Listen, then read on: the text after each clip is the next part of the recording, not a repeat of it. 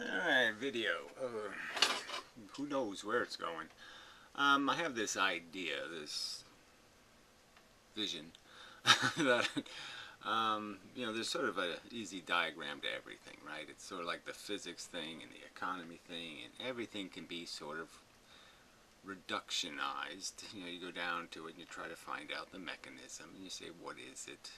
What is, this guy, he has, nowadays there's a cliche that actually means something, but this idea of, what is it? What is its nature? And that's sort of a thing to look at, but these people do it always in some romantic sense rather than any kind of real sense. They don't really reduce it. And so they don't get the big picture because they're reducing it through a personal microscope rather than a scientific microscope in a kind of way, if you know what I mean. It's the rose-colored glasses, and I'd say that the glib saturated brain of the nihilist, the egomaniacal crazy person who thinks, hey, I got it right because I'm winning. So therefore I'm cool. Or something like that. And how big a smile you put on your face is somehow a measure. How deliriously happy you are, whistling while you work at the Nazi bomb factory, or whatever the thing is. You could just come up. You could be in a factory making dioxin pills, and you're just getting your paycheck. I guess a soldier might be a good example, right? All full of this patriotism and this honor code and all this kind of crap, and all they really are is paid assassins. That's all they are. Anyway, murder for money. So anyway, so there's a simple, like, stick figure of what a human being is, and so I guess I'll say something about that, but I guess I'll just play a little bit of this just so you get a feel of the whole video of this psychobabble. And all it is some appeal to your worst nature, in the sense that it's just an appeal to people's desire to be happy rather than their desire to be meaningful and substantive and to play a real game instead of a fantasy game. I mean, yeah, you can Teletubby your way through life, and you will get through life, but it won't be a real life. It'll just be silly. And yeah, if this is all that mattered, you know what I'm saying? If we were in a system controlled by some other force that we didn't have any power in, and it wasn't up to us, if we weren't the bus drivers here, I'd say go ahead and jerk off all you want. I mean, just be as debaucherous and hedonistic if you want if you're a passenger. But we're really not passengers on Earth. It's all up to humans. Humans are the only hope. And if they're all going to be living in their little fantasy mumbo jumbo, I will be happy and that will be the definition of success. No, it's not the definition of a good life. And just sorry, it just isn't. But like I said, theoretically, we're just entertainment feeders. We feed on things to entertain senses that just need numbing. We're just looking for any kind of painkiller, any kind of desire killer, quencher, thirst quencher. So we're just like thirsty machines. And so yeah, theoretically, just stay stupid and drink piss, because yeah, it's easy. It's not complicated. Stay as uncomplicated as possible. If you can actually eat shit, yeah, eat shit. And I can't say that that's less real than watching a ballet. It's really not. Gratification is gratification, and if you can get gratified simply, fine. But again, we're really not talking about passengers. We're talking about pilots. You have a human brain, and human brains have potential. And if you're just going to piss it away eating shit, there's no point in having it. And I guess that's part of what he's saying, in a sense. Is he's a brain killer. He's just saying, no, no, no, no, don't be human. Be an animal. Be a passenger. Don't use your driving capacity. Just use your bail-out, cop-out capacity. So anyway, let's play a little bit of this mumbo-jumbo, psycho-babble. That's dealing with negative karma. So guess what? He's dealing with negative karma. What that means is don't think about the bad stuff. Just think about the good stuff. So that's all he's basically saying. This is his gameplay with karma. Is anything that hurts you, anything that disturbs you, anything that might motivate you to correct anything in the world, kill it. And just stick with the focus of the game, which is ambition, ambition, ambition. I want, I want, I want. Just chase your wanty stuff. And positive karma would be simply something like calming myself down, meditating, thinking about what I am, what my place is in the cosmos. Which, in his case, okay, is some sort of fantasy Jedi story, I imagine. What I'm supposed to do here in my life. I think just eat cheese. I think that's what you've kind of basically said. Just eat cheese. Don't worry about where it comes from. What it means to be human. What it means to be human is find any rationalizations you can to evade responsibility and accountability. Even understanding my own limitations. My preposterous made-up excuses to be as non-functional and unproductive as possible. There are people who seem to hold the view that if you accept the fact that we are humans and we are imperfect and that we are what we are, you are somehow complicit in the negative. Unless you... Yeah, well, you're complicit if, you know it exists. If you know it's bad to put dioxin in the Great Lakes and you get paid $50 and you do it. Yeah, that's right. I mean, you got to take some responsibility somewhere. And this whole attitude that you're not responsible for any of it. You didn't start the fire. Yeah, well, you're pouring gasoline on it, asshole. And you really can't just say, oh, no. You are maintaining, okay? You're perpetuating. You're adding your little push on the handle on the grinder. So don't play this game like it's not my fault, I didn't do it. Yeah, you wanted what you wanted, and to get what you wanted, you stuck some nails in some fucking eyes. You are thoroughly opposed to absolutely everything that is negative in this universe. You are complicit with it. That's insane. So it's insane to be opposed to what's negative, and if you try to do it in some absolute sense, that's insane-er, let's just say, right? I don't know if can you really do it in an absolute sense. So it's wrong. You know, there's a point where you just have to give up. So you could just say, well, I'm going to stop at gang rape. Okay, so I'll be opposed to gang rape, but I'm not going to be bothered with that rape. You know, regular single rape, nah, it's too much trouble to worry about that. So I'll just worry about gang rape. I'll just worry about wars that involve more than 1 million deaths, or blah, blah, blah, blah, blah.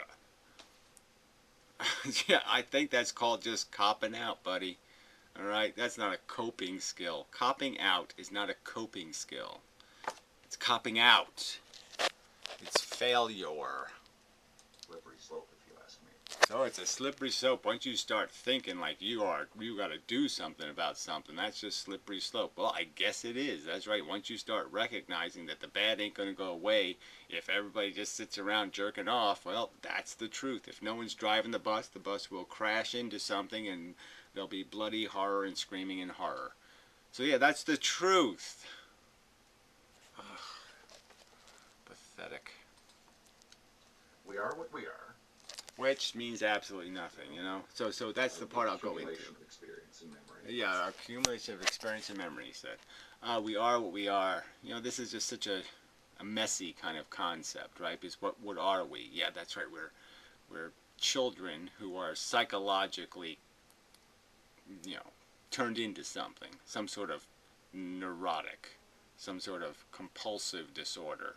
You know, what we chase and, you know, the style of what we chase. You know, our addictions are established. And some of that stuff you're just never going to be able to do anything about except carry it around like a big, like some sort of burden.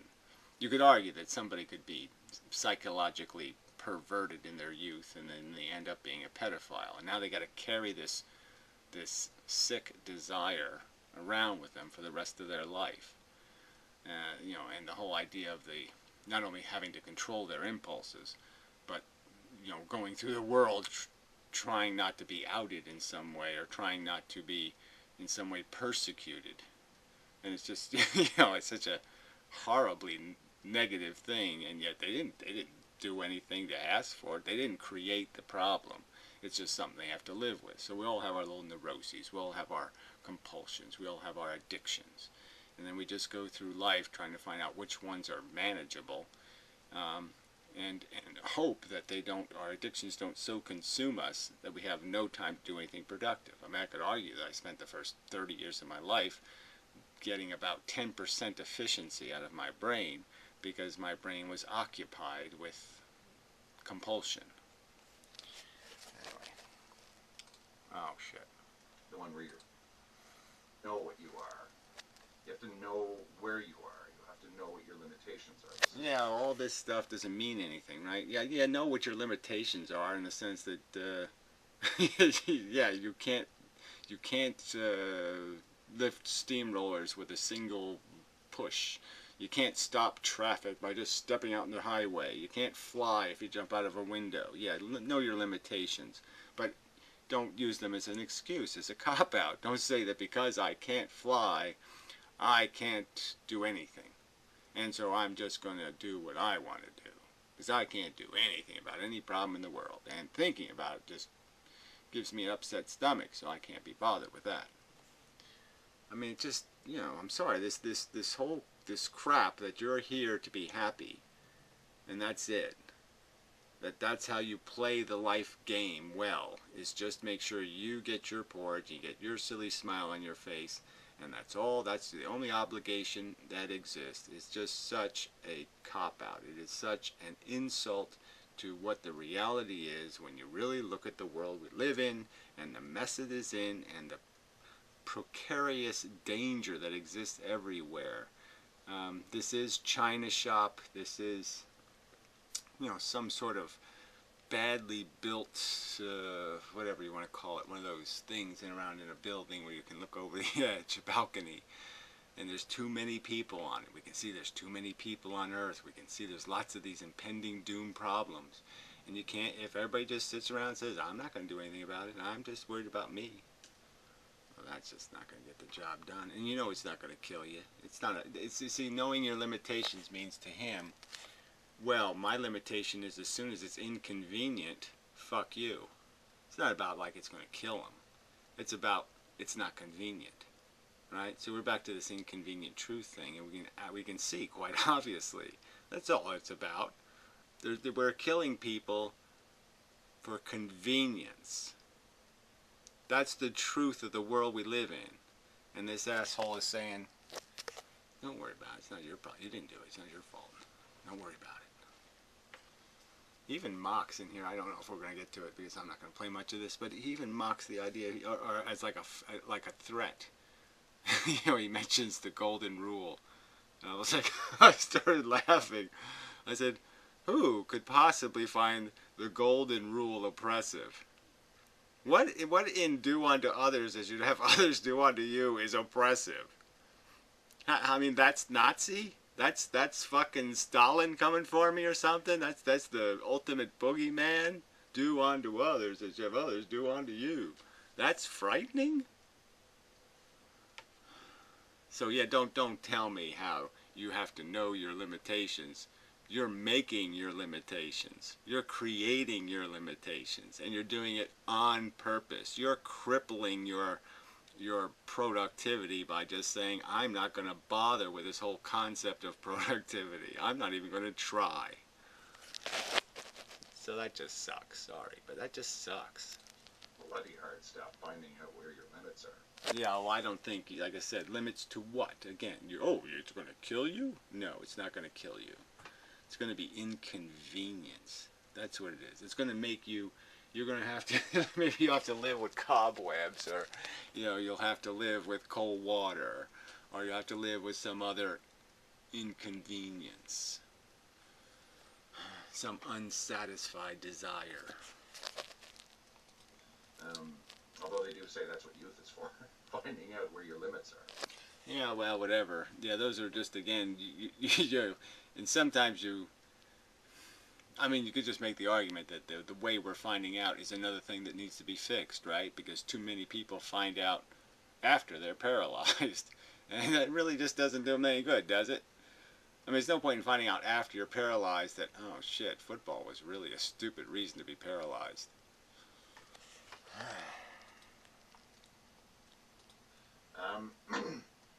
And once you've done that, you try to move towards the more positive.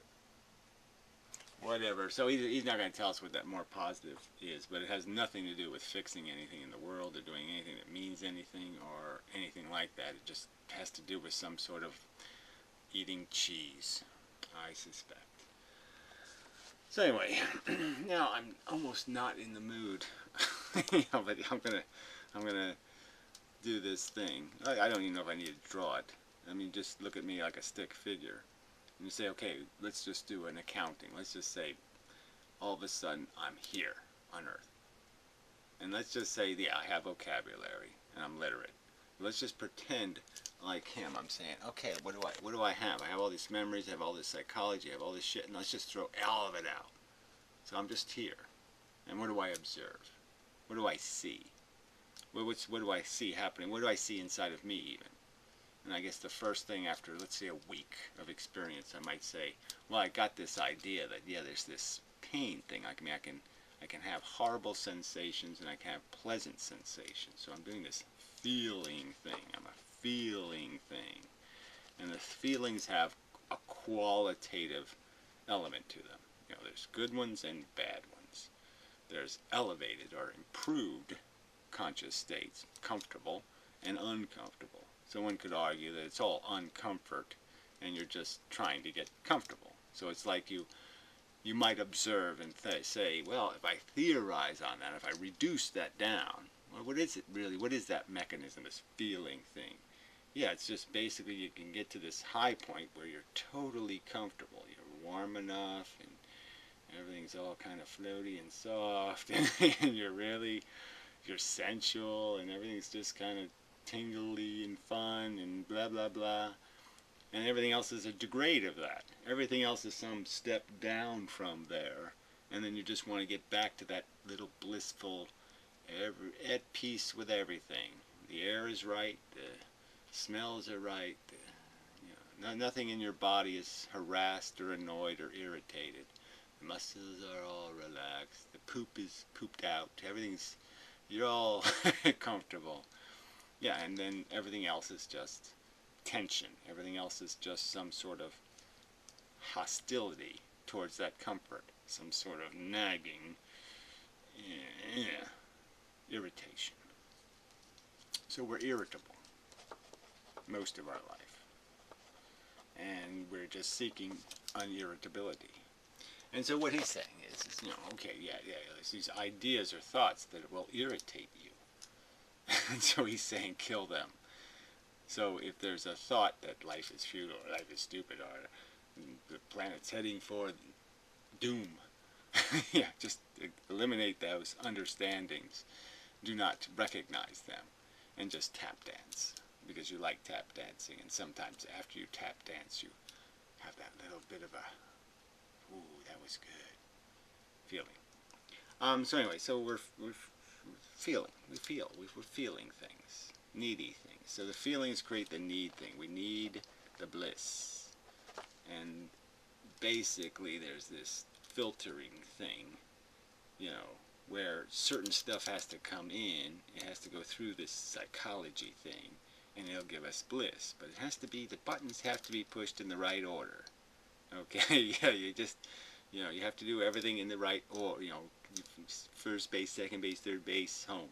You have to do it in the right order for the bliss thing to happen. So there's some constraints on how this this activity happens in the world. You can't just meet anybody. She's got to be pretty, or she's got to be this, or she's got to be a certain height, or she's got to be a certain this, a certain that. Got to have certain interests. Got to have this. Got to have that. So that's the filter of our psychology that says, well, you just can't eat anything. You have to eat special English cheese because that's your horny. So anyway, but all you're doing is you have that wall of psychology that I'm addicted to football, so I have to watch the football soap opera. So instead of General Hospital doing it for you, watching reruns of 30-year-old soap operas, you have to watch the current games and the current heroes and the current, because you're addicted, and you have this fallacy that this matters somehow, that the real new game is the real game. Yeah. And no, it's the same game. Anyway, yeah, so that's it. We're just a little feeling monkey. So that's the little feeling blob in there, and that's the power thing. I mean, that's the biggest thing, right? You just say, wow, that's right there in front of me. But then you notice there's this other thing. What am I doing right now? I'm talking and I'm thinking. That's it. I'm thinking. So I'm feeling, but I'm also thinking. And what the hell is that all about? So it's not the same as feeling, but thoughts can make you feel things. So you think of something scary, and it will scare you. Maybe even terrify you. You realize, oh, it's Sunday, and I have to go to work tomorrow. And it'll just make you feel like shit. And all you did was recognize what day it was. Right? I mean, why is thinking or recognizing what day it is, why should that hurt me? Why should that be painful? But yeah, it's this thinking thing's able to see into the future, and it can see you getting your leg broken, metaphorically. You can see the tedium and the monotony and the nausea and the irritation and the pain. And so you're just like, oh, I don't want to do all that. And so, yeah, your body, the feeling thing, the psychology reacts to the thought and says, because it's saying, you're scaring me. I don't want to do that. And then your thinking thing has to say to your psychology, it's all right. You see, if you do it, then maybe Saturday night we'll go on a date and we'll get to see some side boob and it'll all be all right. Or some other kind of crap. It offers it some comforting promise of a banana on Thursday. I'll give you a banana on Thursday and rub your nutsack and everything will be okay. So don't fret. It'll be all right.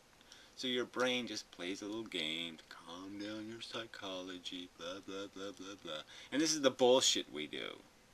Right? So we have this thinking thing. So let's back to the thinking thing.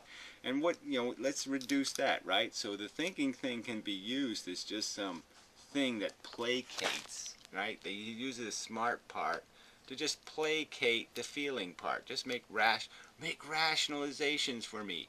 All right? Pretend I don't have a big nose. Pretend I don't have problems and I'm not an asshole and I'm not an idiot. No, just give me the boosty stuff. Come on, brain, feed me with the positive.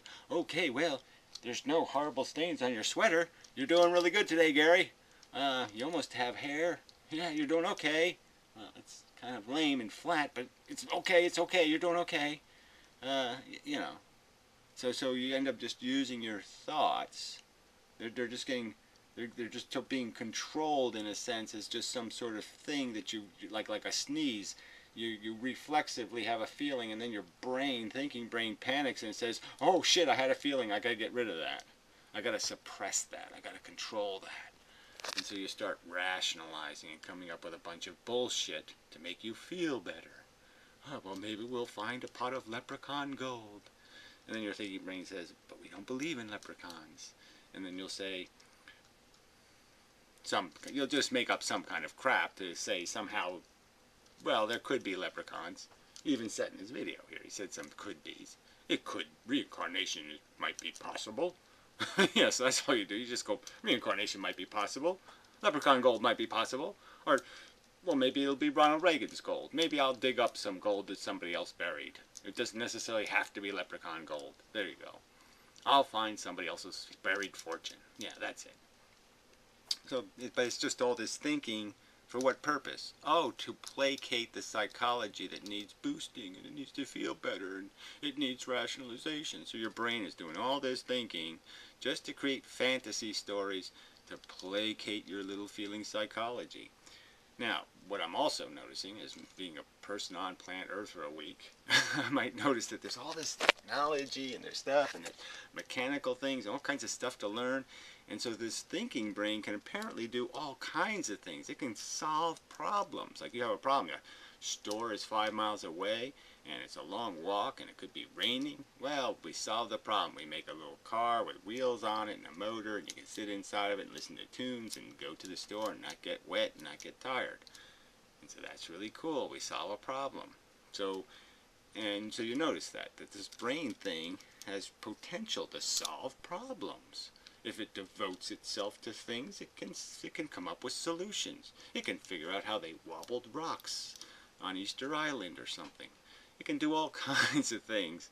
And so this thinking thing is powerful, because you can have this ability to actually solve the problems of your psychology instead of being just using rationalizations. You might be able to actually use a truth to solve the problem. A truth like recognizing that your feudal psychologies and, frankly, yeah, you serve absolutely no useful purpose, and you might as well be a mop, okay, with a penis. I'm just saying, you might as well just be any kind of stupid retard, okay, that you feed happy pills to, because that's all you're really doing, is trying to manufacture some sort of happy pill. But you just happen, because of your psychology has been perverted by culture and all this other stuff. You happen to be like that queen with the pee thing in the mattresses. You're just too fucking high maintenance. I mean, you need way too much Jedi adventure. Okay, yeah. I mean, you're not happy just eating popcorn watching some TV. No. I have to travel the universe, and I have to meet Darth Vader, and I have to conquer him and beat him and do all this, and I have to, oh yeah, it's all fantasy, but it's still, that's my, adventuring is, I don't know. It's like people, they say, oh, I gotta kiss a woman on the top of the Eiffel Tower, or, some kind of, they just set up some kind of silly thing, some silly mountain to climb, and then they go plummet, and it's just fucking stupid.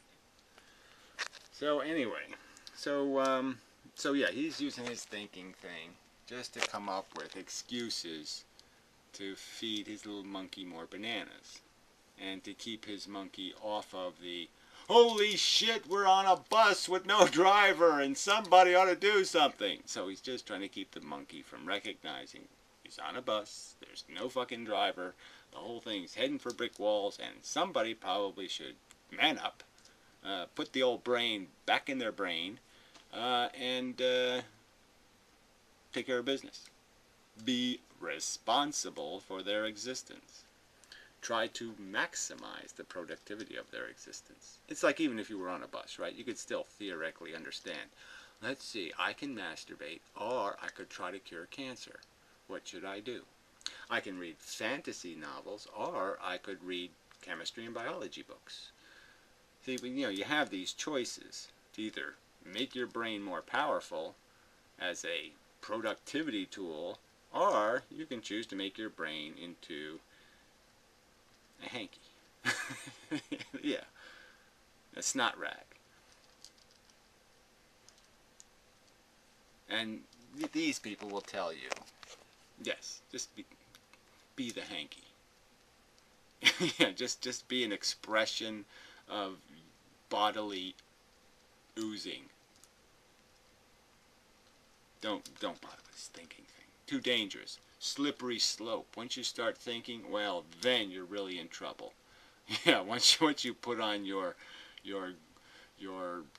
tragedy dar, your I can see the horror radar. Yeah, you're gonna see a lot of shit. You're gonna see Godzilla coming. You're gonna see all kinds of shit on that radar, and it's gonna be rough. But I don't think it is gonna kill you. And even if it does kill you, it's still a good fight. So you died an honorable fight. You didn't die just, you know, hanky. Go for it. So he says he's riding a tiger. I love this. You know, that's part of his adventure story. So he's like riding the Teletubby is what he's really doing. He's riding the porridge Teletubby, and he calls it riding the tiger. I'm brave like the tiger. I'm big and strong, and I'm fighting the fight to eliminate all responsibility. Isn't that so much like a tiger? Just, yeah, I'm just going to evade everything. Yeah, I'm just going to evade all responsibility, all accountability. Yeah, I won't even accept do unto others as you would have others do unto you. No, I'm going to ride the tiger and reject that nonsense. Yeah, riding the tiger of preposterous, glib selfishness. And he calls that riding the tiger. But see, that's psychology. See, that's just gobbledygook. He's using his thinking brain to create, to make him feel like, yeah, I got my underoos on, I'm Power Man, I'm going to save the world by eating a lollipop. And it's just a silly fable. It's a silly story, right? I mean, yes, in fairy tales, maybe, eating a lollipop cures cancer. But in the real world, it doesn't work that way. Anyway, that's probably enough. But yeah, what we are is not complicated. Everybody wants to make this life thing really kind of complicated. This guy's making it simple, but he's making it simple in the stupid way of, you're just here to be happy, you're just here to be happy, you're just here to be happy, you're just here to be happy. And that's not. You're just here because of evolution. The point is you have the potential, okay, to be a hanky, or something beautifully, brilliantly productive. Those are your choices, okay? And you're not going to be productive indulging your psychology. You're going to be productive probably doing shit you don't want to do and grinding yourself through your life, absorbing information. Now, we know that people read the fantasy books and not the biology books because the fantasy's more fun. It feeds the psychology. And learning is work. You have to smash stuff against the wall inside your brain, and you have to manage the boxes, and you have to push that over there so you can fit this in. Fitting knowledge in your brain is hard work, because you have to restack everything and do all this, But indulging in sitting on a box and just eating a lollipop, yeah, that isn't any work. So that's why people do it. But shouldn't we really be saying, let's all be really good bus drivers? Let's not only drive the bus of our own life as best as we can, but let's do this thing of managing the mess we're in. And ultimately we're going to figure out that we're on a bus going absolutely nowhere. It's spinning around in circles and it's running over rabbits. It really is. When you really put the radar on, you're going to see, and look at through the real telescopes and the microscopes. We are just caught up in something that is just so stupid, monstrously wasteful. And ultimately, there's probably not going to be a happily ever after. But there isn't going to be one anyway. So you really should be able to deal with that. Your life will not end happily ever after. And the story of mankind will not be happily ever after. And all you can really hope for is to minimize the losses, right? To die, to end your existence as gracefully as possible. To go through your life gracefully, productively, and without waste. And the same goes for the existence of the human race. Give it the dignity of a graceful exit. But anyway, that really is enough. So, till next time. And such.